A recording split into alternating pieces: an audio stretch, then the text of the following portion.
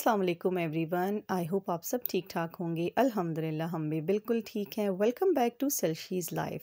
आज करनी है किचन की साफ़ सफाई, लेकिन प्रॉपरली सारी किचन की नहीं करनी।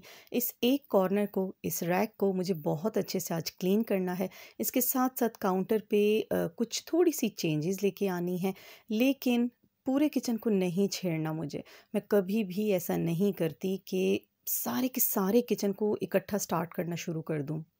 आज इस रैक को अच्छे से क्लीन करना था क्योंकि इसकी साफ़-सफ़ाई हुए थोड़ा टाइम हो गया था।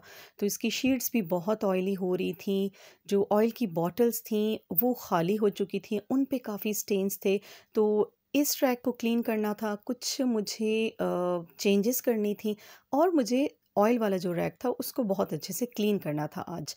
अच्छा, रूल भी यही होना चाहिए घर में, अगर आपने पीसफुल रहना है ना, तो एक रूल बना लें कि आपने इकट्ठी सारी सफाई नहीं करनी।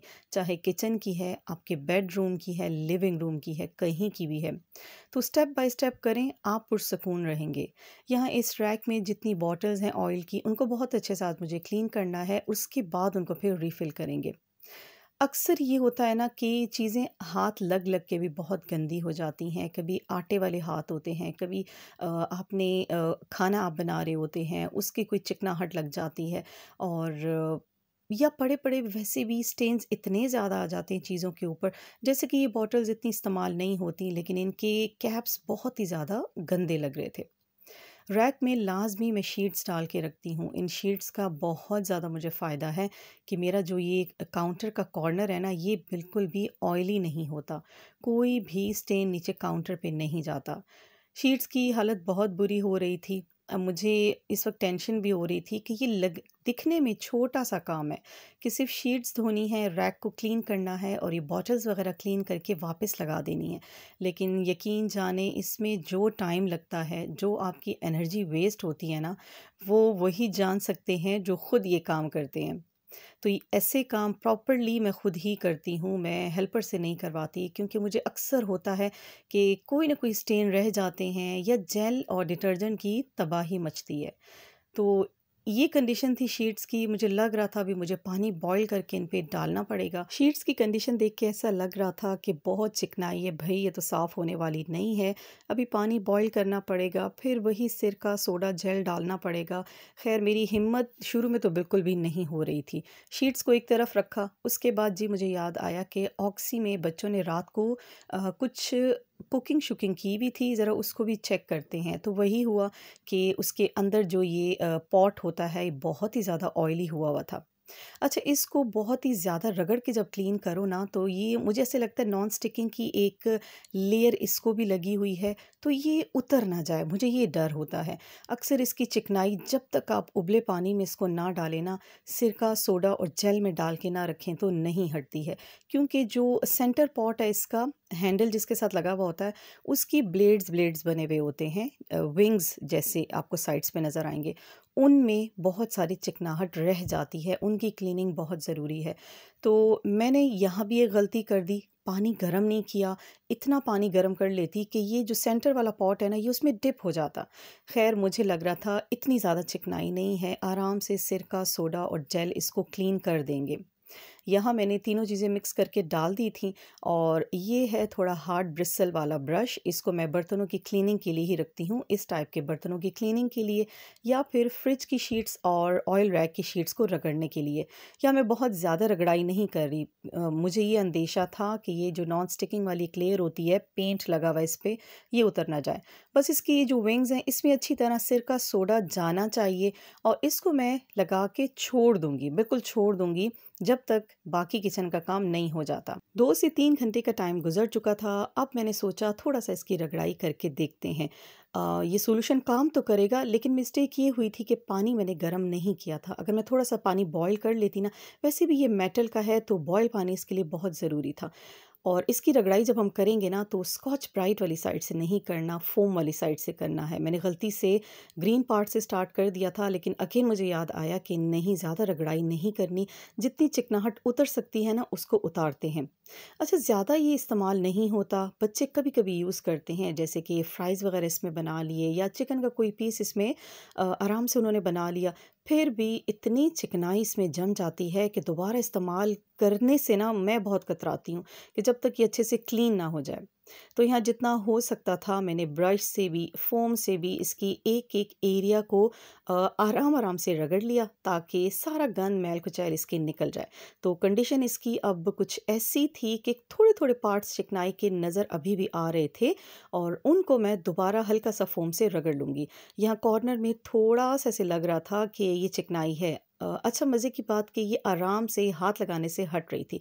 अगर मैं यहाँ कपड़े से इसको हटा देती ना तो ये बहुत अच्छे से क्लीन हो जाता। लेकिन मैंने फिर भी एक वॉश इसको दे दिया था। इसी तरह इसका जो नीचे वाला पॉट था वो भी अच्छे से क्लीन हो गया था। ऑक्सी के पार्ट्स को मैंने रखा साइड पे ड्राई होने के लिए और उसके बाद बारी आ जाती है शीट्स की, क्योंकि ये वाला काम भी मुझे फटीग वाला लग रहा था और वाकई में ये थोड़ा-सा फटीग वाला था लेकिन बहुत ईज़िली साफ़ हो गया था। बस अच्छे से जम के इसको रगड़ना था। नॉर्मली मैंने जेल डाला, इसके अलावा कुछ भी नहीं डाला और इसी ब्रश के साथ मैंने रगड़ना शुरू कर दिया। विदिन 2 मिनट्स ऐसा लग रहा था जैसे शीट्स दोबारा से न्यू हो गई हैं। थोड़े से रस्ट के स्टेन थे, उन पे भी जेल डाल के जैसे ही मैंने रगड़ाई की तो बिल्कुल क्लीन हो गई थी शीट्स।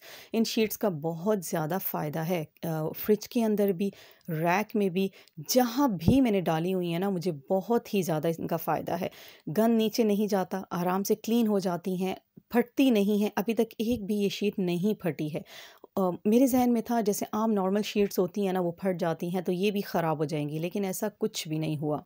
अब बारी थी बॉटल्स को क्लीन करने की, साथ-साथ जो छोटी ऑयल बॉटल्स थी, जग था, उसको भी वॉश करना था। बॉटल्स में जो थोड़ा-सा मसाला था वो मैंने निकाल दिया था बोल्स में और जल्दी से तमाम बॉटल्स को ऑयल जग को डाल दिया था वॉश बेसिन में। आज का ये दिन मेरा बस धुलाई में ही गुज़र गया। एक चीज़ की धुलाई, दूसरी चीज़ की धुलाई। सच में इतना फटीग वाला काम है ना ये, मुझे बहुत उलझन होती है। जब किचन की क्लीनिंग का नाम आता है ना, थोड़ी देर के लिए मेरा कहते हैं ना दिमाग अपने आप एक स्ट्रेस फ़ील करने लग जाता है कि ओहो! हर कोना साफ़ करना है, स्टोव की बहुत अच्छे से क्लीनिंग करनी है, फिर स्टोव की नहीं करनी, उसके पीछे जो वॉल है, उसकी साइड पे जो काउंटर हैं, उसको भी क्लीन करना है। इसी तरह जब इस रैक का मैं सोचती हूँ ना कि इसकी क्लीनिंग करनी है, तो सिर्फ़ रैक नहीं है, उसके अंदर एक-एक चीज़ को वॉश करना, ड्राई करना, फिर रीफ़िल करना, बहुत उलझन होती है सच में। पता नहीं बाकी होम मेकर्स को ऐसा फ़ील होता है कि नहीं, लेकिन किचन की क्लीनिंग थोड़ा-सा स्ट्रेस देती है आपको।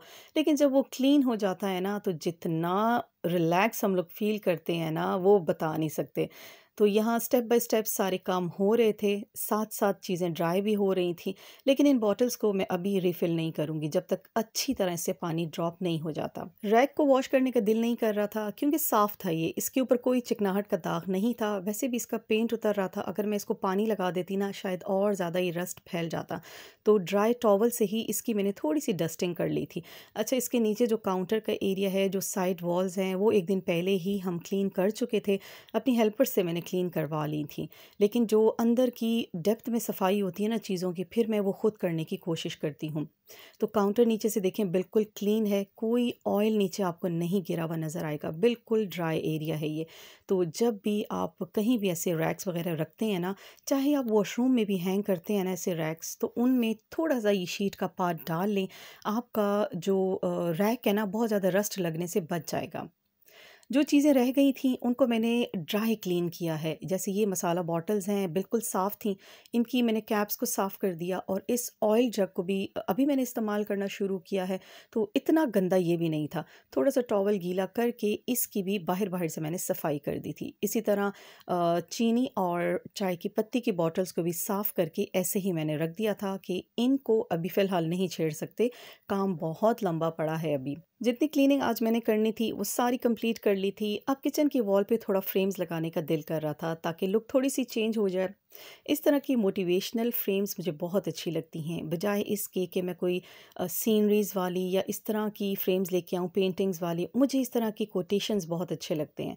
तो इनको अपने सामने लगाऊँगी, थोड़ा खुद मोटिवेट होती रहा करूँगी, क्योंकि आप जब भी कोई ड्रीम देखते हैं ना उसके लिए मोटिवेशन बहुत ज़रूरी है। बट यहाँ इनको लगाने का मसला था, कील लगाओ तो टाइल टूट जाता है और हुक्स लगाएं तो वो गिर जाते हैं। खैर कोशिश करके किसी तरह इस कील पे मैंने ब्लू वाला फ्रेम लटका दिया था और वो सही से लटका नहीं था। मेरे ख़्याल से इसके हुक के पीछे मुझे थ्रेड लगा के फिर लटकाना पड़ेगा। ख़ैर ये चेंजिंग ठीक करूँगी मैं, फ़िलहाल तो मैंने वैसे ही इसको हैंग कर दिया था। सेकंड वाली कहीं हैंग ही नहीं हो रही थी। मेरे पास हुक थे लेकिन एल्फ़ी नहीं थी, अगर हुक ऐसे ही लगाती तो ये गिर जाती। सो फ़िलहाल इसको मैंने यूँ रख दिया था एंड ब्लू वाली को हैंग कर दिया था। आई होप आपको ये व्लॉग अच्छा लगा होगा। लाइक, सब्सक्राइब एंड शेयर ज़रूर कीजिएगा और जो लिखा हुआ है ना इस फ्रेम पे उसको याद रखिएगा। जब भी ड्रीम आप देखते हैं ना उसको इतना गहरा, इतना मज़बूत रखें कि उसको पूरा कर सकें। लूँगी आपसे इजाज़त, मिलूँगी नेक्स्ट व्लॉग में। टेक केयर, अल्लाह हाफ़िज़।